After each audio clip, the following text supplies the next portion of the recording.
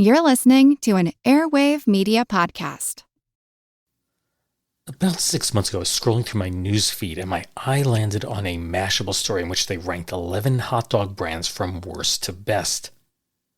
What really shocked me is that my favorite brand, that's Hebrew National, the one I've been eating since I was a kid, it was ranked as the second worst of the bunch. Of course, no one wants to admit that they have really bad taste, so I started looking around some more. And I ended up on the Delish website, and their editors ranked 28 different brands. This time, however, Hebrew National nearly reached the summit. It landed in second place right behind Applegate's beef hot dogs, which I have to confess I've never ever tried. I don't know if I've ever heard of it. And there I was. One set of testers hated my Hebrew Nationals and another loved them. So I decided to check out the gold standard of product testing. Consumer Reports.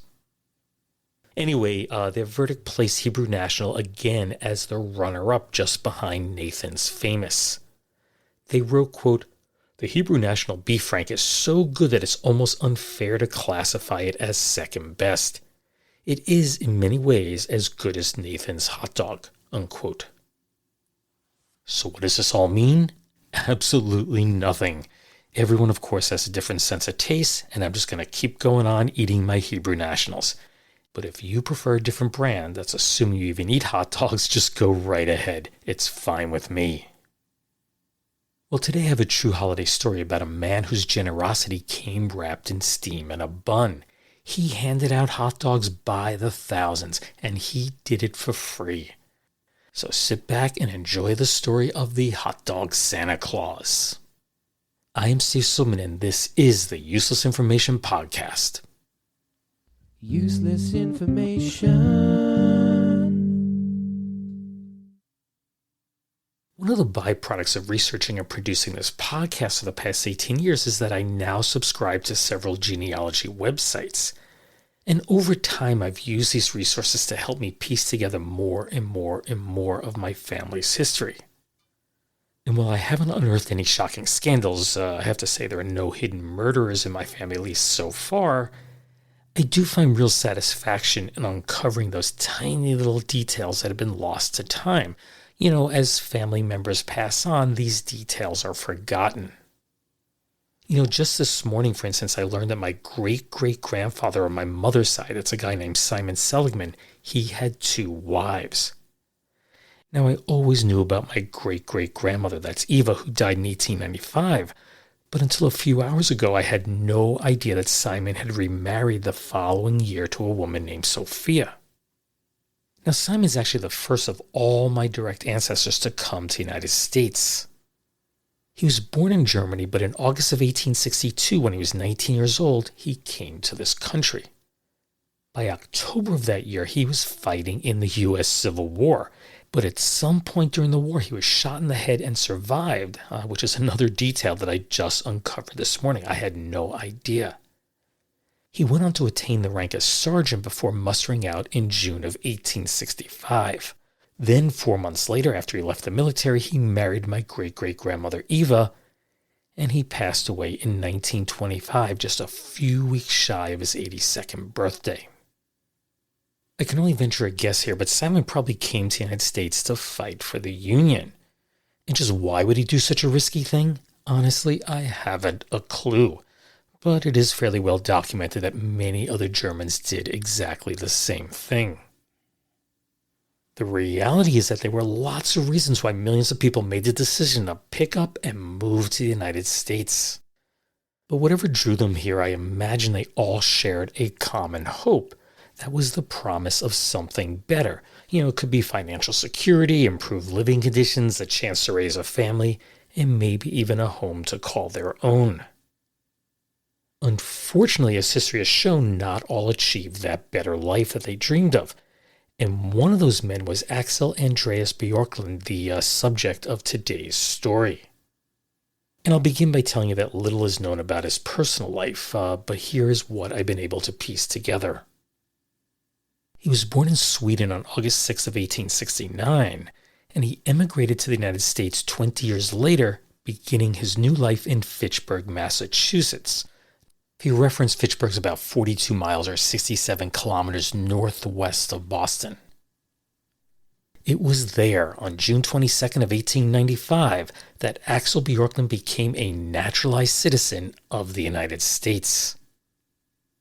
He later moved to Boston, where on December 12th of 1917, he married Anna Johnson, a 40-year-old cook who, like Axel, was born in Sweden. The couple never had children, and although the 1920 census shows them still living together, Anna eventually disappeared from his life. And I don't know why that is. Maybe they separated, maybe she passed on. I really don't know. Perhaps the only significant thing to take from his short marriage is that Axel was now alone. If we take a look at Boston tax records from 1910 through 1917, they reveal that Axel constantly struggled to make ends meet. Now, those annual records also listed his occupation, and it changed from year to year. It went back and forth between picker, laborer, and clerk. But the one thing that was constant through this entire period was that his address remained the same. It was 246 Hanover Street, which just happened to be a building that was owned by the Salvation Army. Living there would permanently alter the course of Axel's life. Although his financial difficulties never truly ended, he found happiness in a very unexpected way. And with it, he also found a modest measure of fame. The Salvation Army building that he lived in stood in Boston's North End, and it was just steps from the bustling Haymarket outdoor market, and that's where vendors would gather to sell whatever goods and services they could, and it still exists to this day. And by the 1920s, Axel had joined their ranks as an open-air merchant, and he was earning his living by selling hot dogs. It's important to note that the conditions of the North End in the 1920s were ones of overcrowding and extreme poverty. 90% of its population were Italian immigrants, and the 1918 influenza pandemic it had severely hit the neighborhood and left many children orphaned. As Axel would make his rounds each day, trying to sell hot dogs to the various people there, it just broke his heart to see so many starving children. He knew deep in his heart that he had to do something, even if he could only do the bare minimum with his limited funds. So a few days before Christmas in 1921, he set his plan in motion. He let it be known that on Christmas Day, he would be giving away free hot dogs to any child who requested one. And yes, that did include teenagers. So at 11 a.m. on December 25th of 1921, 52-year-old Axel went to the corner of Hanover and Blackstone Streets and he began to set up his hot dog equipment. But disappointment quickly set in. 1 hour later, he had served very few children. The long lines that he had envisioned, they just simply never materialized. But Axel wasn't one to give up. He quickly improvised. He made a banner that read "Free Lunch" and sent 6 children marching up and down the nearby streets with it. Almost immediately, the line in front of his boiler began to swell. Soon the scene grew chaotic as children pushed and shoved to gain a better spot. That's when Axel stepped in and he told them they needed to form a proper line, and the children promptly did just that. Most of the children, hot dog and bun in hand, simply headed home with a smile on their face. Others, however, they weren't satisfied with just one. They slipped right back into line, and Axel, fully aware that this was happening, he generously handed them another hot dog. By the time his supply was gone, Axel had given away 500 hot dogs, and in the process, the children of the North End had crowned him the Hot Dog Santa Claus. Well, 1922 was a tough year for hot dog vendors, and Axel was no exception. Yet he somehow managed to save up all his tip money, and an article in the December 22nd, 1922 edition of the Boston Sunday Post, it announced that the Hot Dog Santa would once again be handing out free hot dogs. The story told of 2 big changes. First, Axel would double the number of hot dogs handed out from 500 to 1,000. And second, no hot dogs would be handed out in 1922. Well, that's just a slight technicality there. That's because for some unknown reason he changed the date from Christmas to New Year's Day. So instead of handing any out in 1922, he did so on the first day of 1923. And sure enough, at 11 a.m. on January 1st of 1923, Axel set up his boiler at the corner of Hanover and Blackstone Streets, and once again the children paraded throughout the neighborhood and they spread the word of the free hot dogs. Everything went exactly as planned. As you'd expect, Axel was determined to stage another hot dog giveaway in 1924, but unfortunately the 54-year-old was sidelined by a painful bout of rheumatism, and that kept him from working for 4 whole months. As a result, he was unable to save enough money to buy the franks and all the necessary trimmings. So the Boston Globe reported on Axel's misfortune, and they noted that anyone who wished to help could send their contribution to Hot Dog Santa's home, which was 35 Brookline Street in Cambridge. Well, that appeal clearly worked, because on New Year's Day of 1924, Axel was seen limping along with his supplies, which he eventually set up on his familiar corner. The children quickly gathered, and once again Axel began handing out his hot dogs. Any pain he may have felt, well, that seemed to melt away as he took in the joy that he saw on their faces. A follow-up story in the Globe of that day's event described 2 heartwarming moments inspired by Axel's generosity. In the first, a well-dressed man noticed a boy who wasn't eating either of the 2 hot dogs that he'd received. The boy then soon disappeared around the corner, but then returned to ask for 2 more.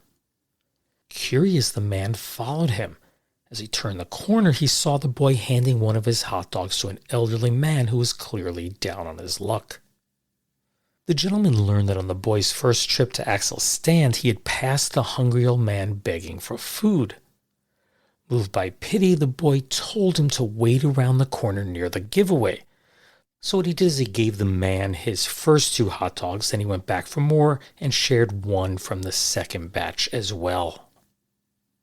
The article also told of a well-dressed Italian boy of around 11 years of age who was pushing his way to the front of the line.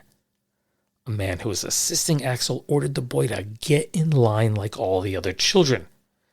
Here's a bit of that conversation. I don't want any frankfurters, mister. I want to see Hot Dog Santa Claus. Well, if you don't want to roll in a frankfurter, what do you want Mr. Bjorklund for?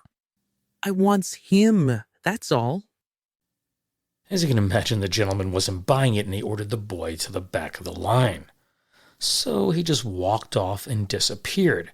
But a few minutes later, the boy made a second attempt, and this time he reached Axel's side.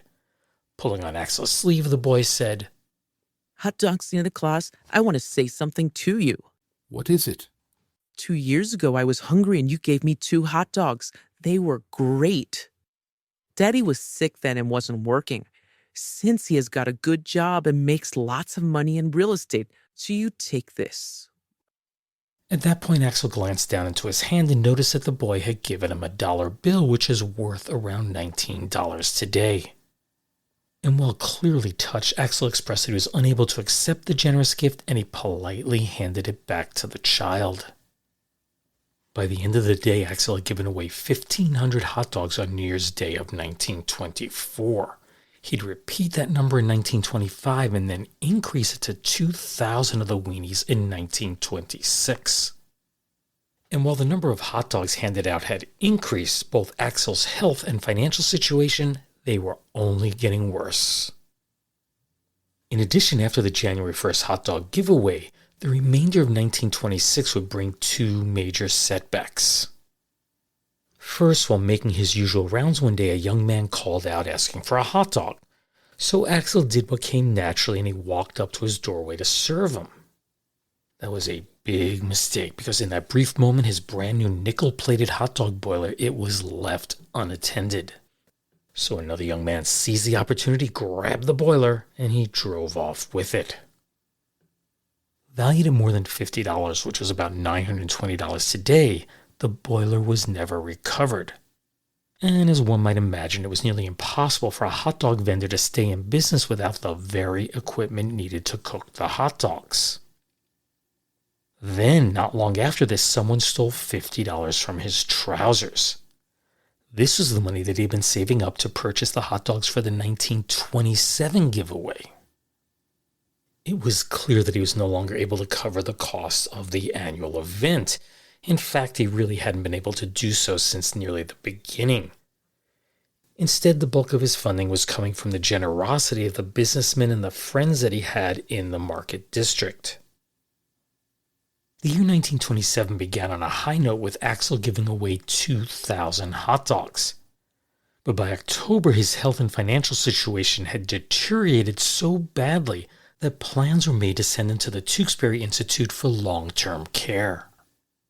In fact, railroad tickets had already been purchased for him, but when a government official went to his room at the rear of 206 Hanover Street, Axel was nowhere to be found. It was later learned that a friend had driven him to Abington, which lies approximately 20 miles or 32.2 kilometers south of Boston. Then another man generously offered Axel a spare attic room in his Dorchester home, and he said that he could use it for the remainder of his life. Unfortunately, Axel got severely ill and found himself in the Cambridge City Hospital for an extended stay. He was able to get back just enough of his strength by New Year's Day of 1928, and he was able to distribute between 2,500 and 3,000 hot dogs. For 1929, he planned to give away 3,000 more hot dogs, but of course once again found himself flat broke and unfortunately was also back in the hospital.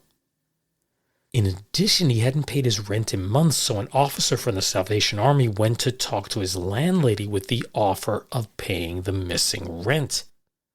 She refused and she evicted him. So a Salvation Army truck was sent and it carried all his possessions away, and there were conflicting reports as to whether Axel actually handed out any hot dogs or not that year. Some say they saw him, others say he never showed up. So it's probably best for New Year's of 1929 to conclude that none were handed out. In what may seem like a bit of deja vu, during the summer of 1929, another of Axel's hot dog boilers was stolen. Luckily, a group of newspaper men stepped in. They pooled $24, which is around $450 today, and that was to help him continue with his annual tradition.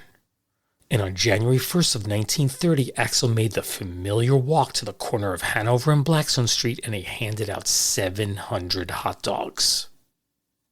Sadly, that would be the last time. As the year wore on, his health steadily declined.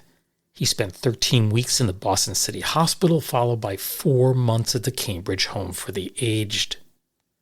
Eventually, he was transferred to the Cambridge Municipal Hospital, where he died on November 10th of 1930. Axel Andreas Bjorklund, or the Americanized Axel Andrew Bjorklund, was only 61 years of age. The newspapers reported that he died penniless and alone, had no family, and that he was to be buried in a potter's field.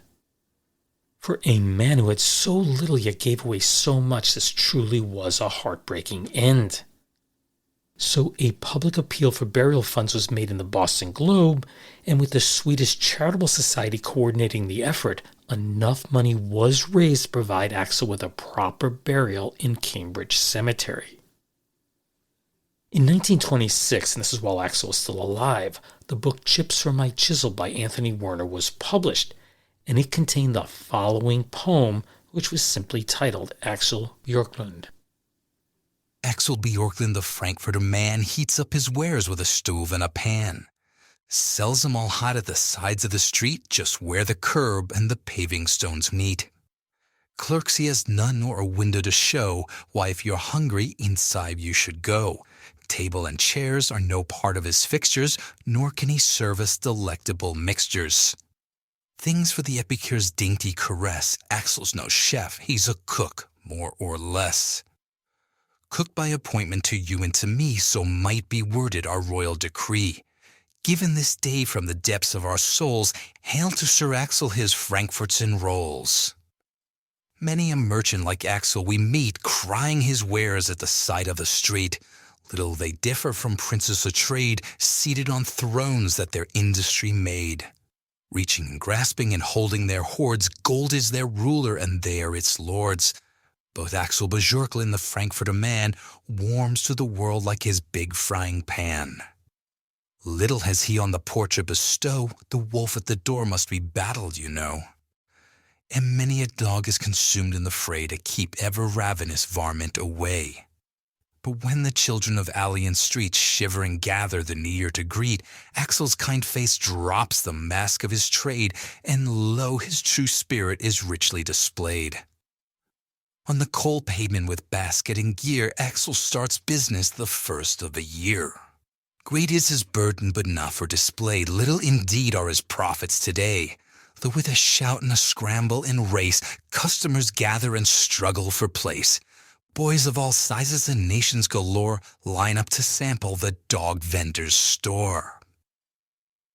I did a quick calculation, and between the years 1921 and 1930, Axel conservatively gave away at least 11,700 hot dogs. They say that little things can make a big difference, and I think this story exemplifies that. You know, clearly 1 or 2 hot dogs isn't much in the scheme of things, but I would bet that nearly every one of those children who ate one of Axel's hot dogs, they remembered his generosity for the remainder of their lives. Useless, useful, I'll leave that for you to decide. I have to admit, I really liked researching and writing that story. It just was incredibly enjoyable. I say the only complication was that if I took, say, a year's worth of information, the stories of 1 year, they were really spread over 2 different holiday seasons. For example, let's say 1926. The New Year's Day of 1926 really was part of the 1925 holiday season. So I had to go through and make sure everything was organized properly. It did take a bit of moving things around, but I think I figured it all out. But I have to tell you, as I was putting this all together, I couldn't help but wonder how in the world did he pull this off each year? You know, it's one thing to hand out a few dozen hot dogs, but thousands? I mean, how did a feeble man carry all those hot dogs, his boiler filled with water, the fuel, all the fixings to that corner spot? And once he got it all there, how did he cook so many hot dogs in such a little amount of time? It really doesn't add up in my mind logistically. My hunch is that what really happened is that the Boston Globe stumbled across this story, and they knew they had something that was great, a feel-good holiday story, and each year behind the scenes, they would make it all happen. But of course, I have no way to prove that. It was never documented. The one thing I will say is no matter how it came together, Axel was still a kind and generous man. Now, this will be my last podcast of 2025, so I just want to remind you, if you're looking for a unique holiday gift, don't forget my books. And I know they're not masterpieces, but if you like the stories that you hear on this podcast or you see on my website, that's what those books are. They're collections of quirky, true stories. The latest is The Flip Side of History, but I also wrote Einstein's Refrigerator, and that happens to be my personal favorite, and Lindbergh's Artificial Heart years ago. Those 2 older books were written before this podcast was even thought of. Anyway, they're available through your bookseller and, of course, through Amazon and other online outlets. I just want to quickly note that the voices you heard, excluding my own, mine is real. All the other ones were AI generated. And that really was me reading that lengthy poem about Axel. But when I got towards the end of the recording, I was starting to lose my voice. I felt it was very weak, so I decided to switch it to something else. And surprising, that put more oomph into my voice. The Useless Information Podcast is proud to be part of the Airwave Media Podcast Network, so be sure to visit airwavemedia.com, and there you'll find an ever-growing collection of some of the very best podcasts out there. Anyways, I'm recording this. Hanukkah has just begun, and Christmas, of course, is getting very close. So whatever you celebrate, and I know there are some that don't celebrate anything, whatever you choose, I only wish you the very best for the holiday season and the upcoming new year. So I just want to thank you for listening, and I hope you'll join me once again as 2026 gets underway. Take care, everyone. Bye.